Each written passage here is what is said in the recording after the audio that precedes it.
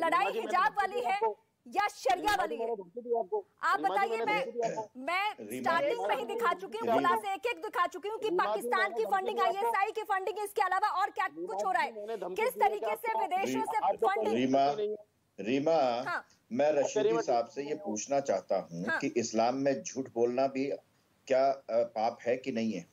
आपने कहा कि हमने तो सुप्रीम कोर्ट के फैसले को मान लिया राम मंदिर के संदर्भ में, कितने सालों तक इंतजार किया, तब वो मिला, और हिंदू समाज ने भी सुप्रीम कोर्ट के फैसले के बाद वहां पे बनाना शुरू किया। पहली बात तो ये, धर्म को ऊपर नहीं रखा, सुप्रीम कोर्ट ऊपर रहा। और आपने ही कहा था सुप्रीम कोर्ट के फैसले के बाद कि मैं बाबरी मस्जिद दोबारा बनवाऊंगा वहां पर। आज आप कहते हैं हमने मान लिया। ये बात सच नहीं है। बात ये है कि आप एक बात बताइए रशीदी साहब, आप यहाँ पर बैठे हैं, एक सेकंड सुन तो जिस दिन प्रधानमंत्री और मुख्यमंत्री और बाकी लोगों की यूनिफॉर्म तय हो जाएगी ना, उस दिन तमाम लोग यूनिफॉर्म पहनेंगे। जहां पर यूनिफॉर्म नहीं है, ये पूरे देश के हिंदू समाज को और बाकी नागरिकों को समझना चाहिए कि जहां पर भी यूनिफॉर्म है वहां पर जाति, वर्ग, वर्ण इन सब से परे होकर के उसी यूनिफॉर्म में रहना होगा। धर्म वहां पर नहीं आता। धर्म जरूरी नहीं है। अगर आपको धर्म लगता है कि इससे धर्म मेरा भ्रष्ट हो रहा है, तो मैं आपसे पूछना चाहता हूं कि इस्लाम में सारी चीजें जो हैं वो आप मानते हैं क्या? जब मैंने सईदा जी से पूछा तो उन्होंने कहा कि मैं ज्यादा से ज्यादा मानता हूं। टीवी पर आना भी इस्लाम के खिलाफ है, फोटो खिंचवाना इस्लाम के खिलाफ है, और कहो तो और कुछ दो चार बातें बता दूं जो इस्लाम के खिलाफ है, वो भी बता सकता हूं मैं। वहां पे आप समझौता कर लेते हैं, वहां नहीं है। वहां इस्लाम आपका खतरे में नहीं आता। वहां आप मजहब नहीं मानते। आप वहां पर पासपोर्ट पासपोर्ट बनवाने जाते हैं, वहां फोटो खिंचवाते हैं, आप बैंक में पैसा जमा कराते हैं। आप इस्लाम में क्या क्या चीज नहीं है वो चीज आप सब करते हैं सिर्फ। और इससे पहले तमाम स्कूलों में और आज भी तमाम स्कूलों में यूनिफॉर्म पहनी जाती है। आप बाजार जा सकते हैं, आप मॉल में जा सकते हैं, आप घर पे रह सकते हैं, आप कहीं भी जा सकते हैं। जहां पे यूनिफॉर्म नहीं है वहां पर आप अपनी मर्जी के कपड़े पहने, किसी को कोई दिक्कत नहीं है, जैसा कि अब तक पहनते आ रहे हैं। लेकिन अगर एक स्कूल या कॉलेज या किसी भी संस्थान में, चाहे वो पुलिस हो, चाहे वो डॉक्टर हो, चाहे वो नर्स हो, चाहे वो कोर्ट रूम हो, कचहरी हो, जहां पर वकील साहब एक यूनिफॉर्म में जाते हैं, जज साहब एक यूनिफॉर्म में जाते हैं, जहां पर यूनिफॉर्म है वहां पर किसी भी समुदाय को, दरअसल किसी भी संप्रदाय को यूनिफॉर्म से अलग होकर के जाने का कोई भी संवैधानिक हक नहीं है। संविधान ने ही हक दिया है कि डॉक्टर की यूनिफॉर्म होगी, स्कूल में यूनिफॉर्म होगी, सेना की यूनिफॉर्म होगी। इस्लाम को मानने वाली कोई महिला, ऐसी महिलाएं तो हैं मुस्लिम धर्म में जो हिजाब नहीं पहनती हैं, जो बुर्का भी नहीं पहनती हैं, ऐसी महिलाओं को हम लोग भी जानते हैं। तो उन महिलाओं को क्या आप सजा देंगे? क्योंकि आपने कहा धर्म का अभिन्न हिस्सा है हिजाब। देखिए, बात सुनिए। हाँ। इस्लाम में ऐसा कुछ नहीं है, अगर कोई इस्लाम को ना माने तो उसको सजा दो, ऐसा कुछ भी नहीं। यहाँ हम हिंदुस्तान में बैठे हैं, सऊदी में नहीं है मोहतरमा। ये सवाल आपका गलत है, इसीलिए कहते हैं अरब में नहीं है। काफिर के लिए क्या है? हिंदुस्तान, यहाँ हम हिंदुस्तान में बैठे हैं, ये जमहूरी मुल्क है, ये इस्लामी मुल्क नहीं है। इसीलिए कहता हूँ, यही तो हम सुनना चाहते हैं आपसे, यही सुनना चाहते हैं कि ये इस्लामिक मुल्क नहीं है। अब मुझे बोलने दो ना। मैं आप ही से बात कर रही हूँ, आपने बहुत अच्छी बात कही है, मैं आपकी तारीफ कर रही हूँ कि आपने बहुत अच्छी बात कही। ये इस्लामिक मुल्क नहीं है, यहाँ जो देश है इसके संविधान से चलेगा। अरे मोहतरमा, बोलने तो दीजिए। हाँ। देश ये संविधान से ही चलेगा, शरीयत से नहीं चलेगा, मैं भी कह रहा हूँ। लेकिन ये मनुस्मृति से भी नहीं चलेगा, ये भगवा कलर से भी नहीं चलेगा। ये भी बात याद रखिए। चल भी नहीं रहा है, संविधान से चल रहा है देश। चल रहा है ना?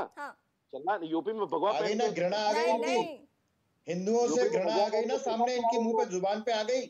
यूपी में भगवा जुबान पे आ गई ना। यूपी में भगवा करते हो आप घृणा करते हो। यूपी में भगवा नायक जो है औरंगजेब है, जिसने गुरु तेग बहादुर जी का शीश उतारा था, जिसने गुरु गोविंद सिंह जी के छोटे छोटे बच्चों को जिंदा चिनवा दिया था दीवार में। जो ताकत रखी है, जो ताकत रखी है, जो गलत है, अगर मेरे धर्म के नेता संसद में जाते हैं टोपी पहन के, कभी किसी ने ऑब्जेक्शन नहीं किया। आपको भगवा रंग से इतनी दिक्कत हो गई कि भगवा रंग को बार बार कोट करते हैं आप। मुझे भगवा से दिक्कत हो गई। किसी ने तो कभी नहीं कहा कि संसद भवन क्यों जाते हैं आप टोपी पहन के। किसी ने कहा, आपको हमने डिबेट में ये बोला कि ये भारत है, यहाँ पे आप टोपी पहन के नहीं आ सकते। मोहतरमा, मैंने ये नहीं कहा मुझे धर्मों की दिक्कत है, लेकिन जब आप संवैधानिक पद पे होते हैं साहब, आपको तो मैं बता दूं, आप क्या सम्मान है स्त्रियों का, दो महिलाओं की गवाही एक मानी जाती है। तो क्या वो संवैधानिक महिलाओं की एक गवाही, क्या संविधान के खिलाफ टोपी पहन के जाते हैं संसद भवन में? कैसे जाते हैं भैया? कैसे आप बोल रहे जाते थे, हैं? मैंने बोला आप बोलने दीजिए। जब भी आपसे मुद्दे की बात करूं ना, तो आपको मेरे टोकने से परेशानी है। मैं क्रॉस क्वेश्चन करूंगी। क्यों इतनी घृणा करते हैं आप?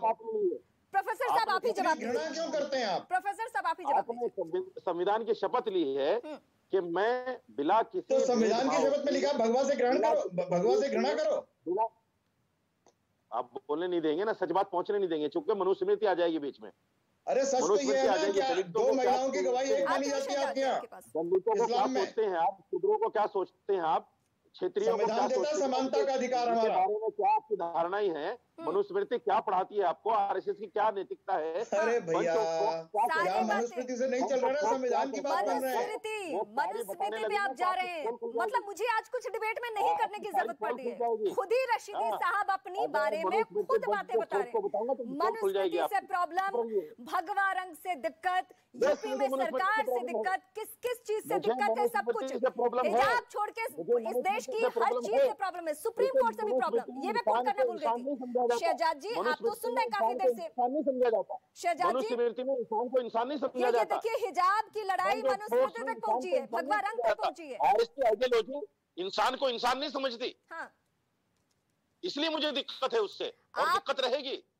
जब आप इंसान को इंसान नहीं समझेंगे, भारत में बैठ के आप दलित को इंसान नहीं समझते, आप ओबीसी को इंसान नहीं समझते जी। आप मैंने सबकी बात सुनी, अब मैं भी कुछ बातें रखना चाहता हूं, और मुझे लगता है तर्क के साथ जवाब देंगे तो ज्यादा बेहतर होगा। जी देखिए, दो तर्क रखे गए, एक सेकंड, दो तर्क रखे गए।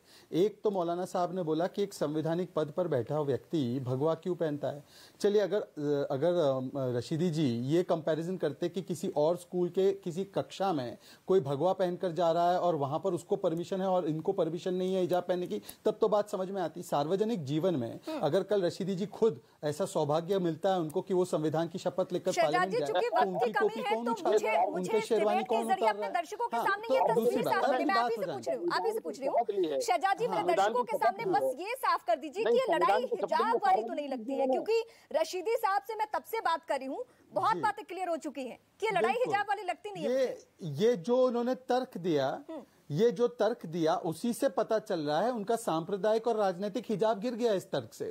उनकी लड़ाई योगी आदित्यनाथ जी से, उनकी लड़ाई भगवा रंग से, उनकी लड़ाई हिंदुओं से, उनकी लड़ाई यूनिफॉर्म पर है ही नहीं। अगर यूनिफॉर्म की लड़ाई होती तो महाराष्ट्र में भी अपोज करते, ये केरला में भी अपोज करते वहां के सेम रूल को। दूसरी बात, उन्होंने एक और खतरनाक बात बोली जो अवनीजेश जी ने और आपने भी पकड़ी है।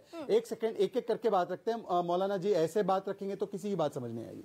मौलाना जी ने कहा कि ये सुप्रीम कोर्ट कौन होता है? मुझे एक सेकंड सर बात तो हो जाने दीजिए। अरे यहाँ पर मेरी गर्दन काट देने के बात तो रखने दीजिए मौलाना साहब, मेरी बात तो रखने दीजिए। अरे बात तो रखने दीजिए, दंगा, अरे मेरी बात रखने दीजिए, उसके बाद बोलिए। ये देखिए, ये रशीदी साहब मैं आपके पास आ रही हूँ, मैं आपके पास आ रही हूँ, थोड़ा फेडर डाउन करना होगा, मुझे जवाब दे दीजिए। सीएम का सार्वजनिक फेडर थोड़ा डाउन रखना होगा, वरना ये देखिए बीच में बोलना, बात को रशीदी बीच में साहब टोक मैं देना आपसे ताकि रिक्वेस्ट कर रही हूँ, दर्शकों मैं को आपके समझ पास में ही आ ना रही हूँ अगले सवाल को लेकर। शहजाद जी को बोलने दीजिए। शहजाद जी, हाँ, ये अभी संविधान का हवाला दे रहे थे। इसी संविधान ने सुप्रीम कोर्ट को अधिकृत किया है कि अवनीजेश जी, रीमा जी, साजिद रशीदी जी या शहजाद जी, इनके धर्म का कौन सा हिस्सा अहम है, नहीं है, और कौन सा हिस्सा उनको मानने के लिए किसी सार्वजनिक संस्थान में उनको परमिशन है या नहीं है। ये सुप्रीम कोर्ट को संविधान ने ही ताकत दी है। परंतु यहां पर क्या बोला मौलाना ने बोला कि मैं सुप्रीम कोर्ट को किसने ताकत दी है? सुप्रीम कोर्ट मुझे बताएगा इस्लाम में क्या सही है, गलत है। इस्लाम में तो कई सारे प्रावधान काफिरों को लेकर भी है। तो क्या आप अब क्या कह रहे हैं साजिद रशीदी कि वो काफिरों वाला जो प्रावधान है कुरान का वो भी मानना शुरू कर देंगे? क्या शरिया कानून को भी पूरा लागू कर देंगे? क्या वो कानून जो है हमारे देश का उसको भी मानेंगे? शरिया मानेंगे? वक्त की कमी है, वरना और विस्तार से चर्चा करती। वक्त की कमी है, बस आधा मिनट आपके पास है। मुझे अफसोस है शहजाद पूनावाला पे, जिन्होंने इतनी कड़ी बात कह दी इस्लाम के लिए जो मुसलमान नहीं कह सकता। दूसरी बात, मैं संविधान को मानता हूं, संविधान पर अमल करता हूं, संविधान ने ही मुझे इजाजत दी है नमाज पढ़ने की, रोजा रखने की, बुर्का पहनने की। 3 तलाक का कानून नहीं माना, मैंने माना है, कानून नहीं माना, शाहबानों में रोड़ा अटकाया, और अब जब मानेंगे लेकिन सहूलियत से, यही निकला आज की डिबेट।